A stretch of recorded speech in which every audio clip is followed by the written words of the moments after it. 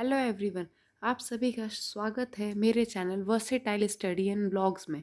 कैसे हैं आप सभी लोग? उम्मीद करती हूँ आप सब बहुत अच्छे होंगे। आज का हमारा वीडियो होगा एमपीपीएससी के एग्ज़ामिनेशन पैटर्न और उसके मार्किंग डिस्ट्रीब्यूशन के बारे में। मोस्ट ऑफ दी स्टूडेंट जो ऑलरेडी प्रिपेयर कर रहे हैं वो अवेयर होंगे, और जो नए हैं उनके लिए वीडियो बहुत ही यूज़फुल होने वाला है। तो हम इसे बहुत क्रिप्स फॉर्म में समझते हैं कि क्या एग्ज़ामिनेशन पैटर्न है, क्या मार्किंग है, क्योंकि ये एग्ज़ामिनेशन 3 पार्ट्स में डिवाइडेड है। जैसा कि हम सभी जानते हैं, ये आपके जितने भी सिविल सर्विस एग्ज़ामिनेशन होते हैं, चाहे वो यूपीएससी हो या अदर स्टेट्स के, बेसिकली मोर और लेस इनका एग्ज़ामिनेशन का जो सिस्टम होता है वो 3 पार्ट्स में डिवाइड होता है। पहला इनका प्रीलिमिनरी एग्ज़ामिनेशन होता है, सेकंड मेंस एग्ज़ामिनेशन होता है, थर्ड साक्षात्कार दैट इज़ इंटरव्यू राउंड होता है।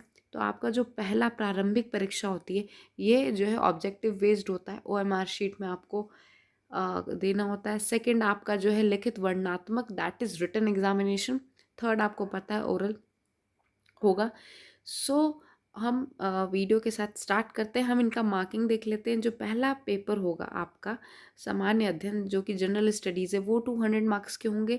सेकंड पेपर जो होगी सामान्य अभिरुचि परीक्षण, ये आपका जनरल एप्टीट्यूड टेस्ट, ये भी 200 मार्क्स के होंगे। 2-2 घंटे के ये दोनों पेपर होते हैं प्रीलिम्स में।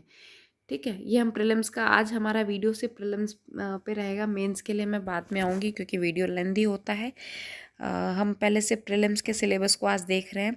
आपको ये सारे सिलेबस की डिटेल एमपीपीएससी के वेबसाइट पे मेंशन होती है। ये जो सिलेबस है वो लेटेस्ट एमपीपीएससी का आप देख सकते हैं, यहाँ पे डेट मेंशन है, अपडेट किया गया था ये वाला।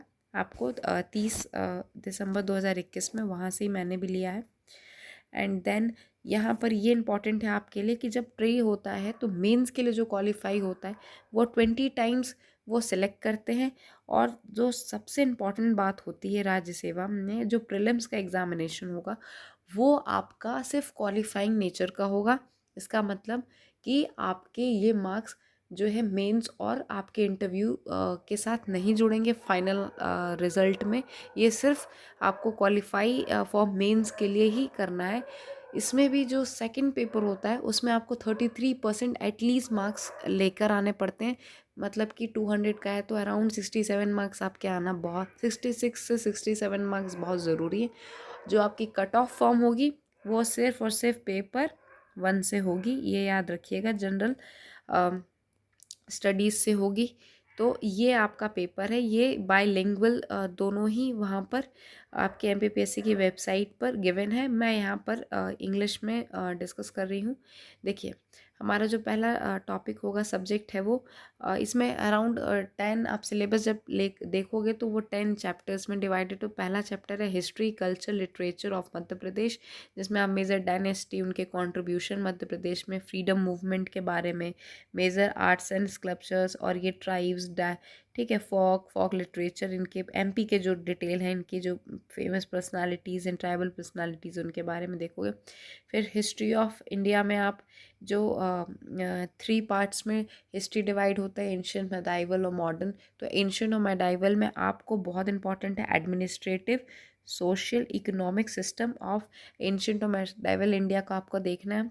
सेकंड में आपका सोशल और रिलीजियस रिफॉर्म जो 1920 जैसे ब्रह्म समाज बना, ठीक है, इन सब के जो रिलीजियस रिफॉर्म हुए थे उनके बारे में आपको पढ़ना है। इंडिपेंडेंस स्ट्रगल 1857 के बाद से सारे इंडिपेंडेंस स्ट्रगल ही हुए थे, वो आपको देखना है। फिर आता है integration and reorganization of India after independence. Again आपको ये यहाँ पर टिल इंडिपेंडेंस कॉन्स्टिट्यूएंट असेंबली बनने तक हमारा कॉन्स्टिट्यूशन कैसे बना वहाँ तक ही आपको पूरा इसे पढ़ना है। फिर ज्योग्राफी ऑफ मध्य प्रदेश और geography of world and India यहाँ पे आपको पढ़ना है।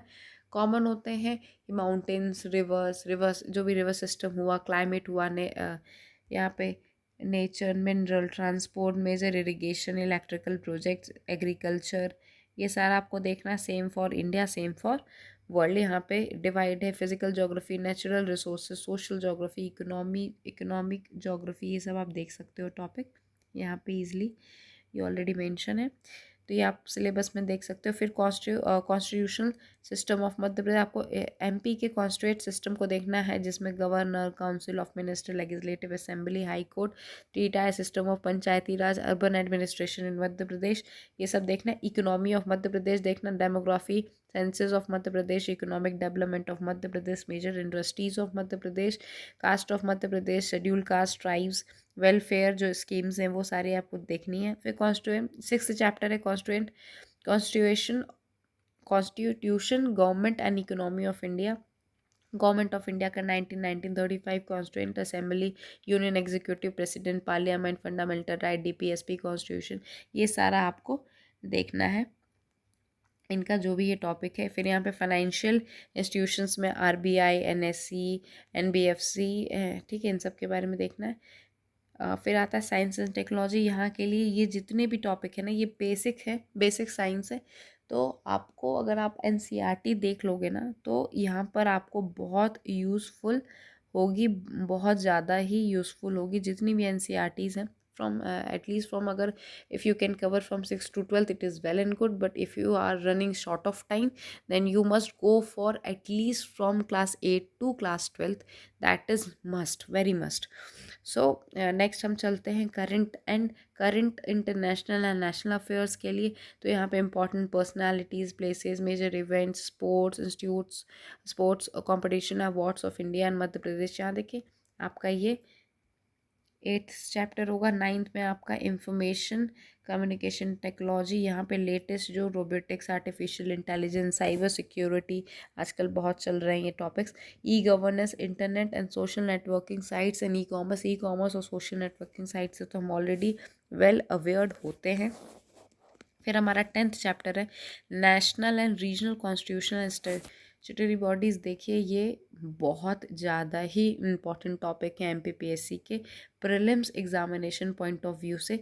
आप इस 10th यूनिट को तो आप स्किप कर ही नहीं सकते, क्योंकि इससे आराम से 25-30 मार्क्स तक ये स्ट्रेच कर सकता है। क्योंकि पहले बिफोर ये अभी इन्होंने अपडेट्स कर दिया, इससे पहले जो एट्रोसिटीज़ एक्ट्स थे उससे बहुत क्वेश्चन बहुत एमपीपीएससी कवर करती थी। अभी पिछले 2 साल में जो इनसे क्वेश्चंस आते हैं और डायरेक्ट आते हैं, इजी भी है, जल्दी कवर भी होता है, तो ये बहुत इंपॉर्टेंट पकड़ के रखने वाला टॉपिक्स हैं सारे, ठीक है। ये हमारे जनरल एप्टीट्यूड के बारे में डिस्कशन हो गया, अरे जनरल स्टडीज़ के। अब हमारा नेक्स्ट आता है जनरल एप्टीट्यूड टेस्ट के बारे में। इसमें बेसिक जो आप सब्जेक्ट्स देखोगे वो comprehensive interpersonal skills including communication skill, logical reasoning, analytical ability, decision making, problem solving, general mental ability, basic numeracy, class 10th, Hindi language and comprehensive skills. ये जो 7 टॉपिक्स हैं ये सारे आपके सेकेंड पार्ट में आएंगे, जिसमें आपको reading comprehensive Hindi and English both में मिलता है। इंटरपर्सनल स्किल, कम्युनिकेशन स्किल्स के बारे में क्वेश्चंस आते हैं। लॉजिकल और एनालिटिकल स्किल, लॉजिकल रीजनिंग के क्वेश्चंस आते हैं, कुछ डिसीजन मेकिंग चॉइस क्वेश्चंस आते हैं, प्रॉब्लम सॉल्विंग आपकी एबिलिटी चेक करने के लिए। ये वाला जो पेपर होता है इसमें आपको मिनिमम 33% लेकर आता है। कट ऑफ आपकी ये ऊपर जनरल स्टडीज़ के पेपर से ही बनेगी, और इनका जो लेवल मैथ्स का रहेगा वो क्लास 10th का रहेगा। लिटरली इजी आते हैं, बहुत टफ मैथ्स के क्वेश्चन नहीं आते हैं। So that's all for today. ये हमारा प्रीलिम्स का सिलेबस है। So thank you so much.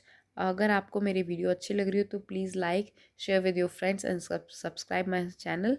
And अगर आपको कोई क्वेरी है रिगार्डिंग दिस वीडियो, आप you can ask on comment section. So thank you very much.